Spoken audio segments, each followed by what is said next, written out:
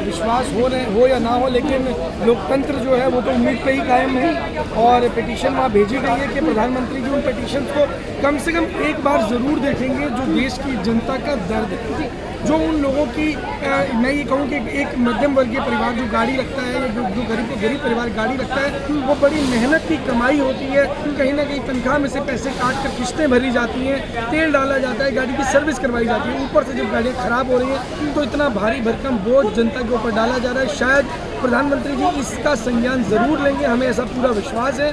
जिस तरीके से पिटीशन भेजी गई है, वैसे तो अगर 100 लोग मिलने के लिए भी चले जाते तो ऐसी कोई बड़ी बात नहीं थी, पेपर हाथ में था, खाली कागज़ हाथ में थे, कोई डंडा, कोई लाठी या कोई और चीज़ नहीं थी।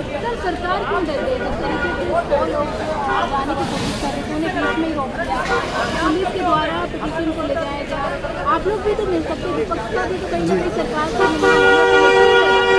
देखिए, सरकार की अगर हम बात करें तो सरकार डरी नहीं है। सरकार ट्रंप के आगे नतमस्तक हो चुकी है, पूरी तरह ज़मीन पर लेट चुकी है। यहाँ मसला जो है वो पूरी तरीके से जो है एथेनॉल इंपोर्ट करके देश में जो जनता की गाड़ियाँ हैं उसके डालने का, यहाँ केवल मात्र इसी से नहीं है कि एथेनॉल यहाँ बन रहा है, जहाँ बन भी रहा है। अगर आप बात करें हमारे देश में जो एथेनॉल बन रहा है, 20-30 किलोमीटर दूर तक लोगों के सांस लेना दुर्भर हो चुका है।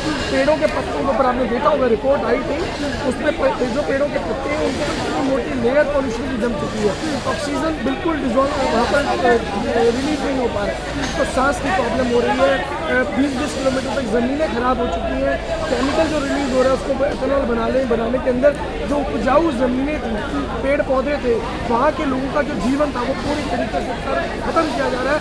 और अब अगर इम्पोर्ट करने की बात करेंगे, वो एथेनॉल जिसको अमेरिका नाली में बहाता है, वो एथेनॉल जिसका कंजम्पशन अमेरिका में भी E5 है, हम भारत के ऊपर ज़बरदस्ती थोपा जा रहा है। पता नहीं मोदी जी की कौन सी ऐसी दुखती रग है जिसके ऊपर डोनाल्ड ट्रंप ने पैर रखा हुआ है कि मोदी जी जो है कुछ बोल ही नहीं रहे।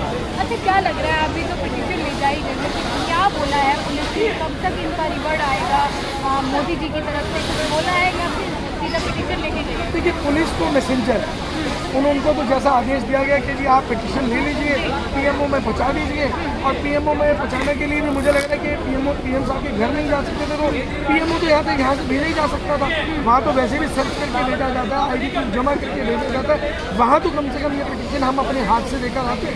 अब पुलिस लेके गई है तो हमें उम्मीद है कि पहुँचनी चाहिए। बाकी तो देखो, हमने गाड़ी गई है पुलिस की, हमने इसका पीछा तो किया नहीं है। अब ये गाड़ी कहीं कूड़ेदान में खड़ी होती है या एक्चुअल में पीएमओ पहुँचती है, ये मोदी जी के निर्देश।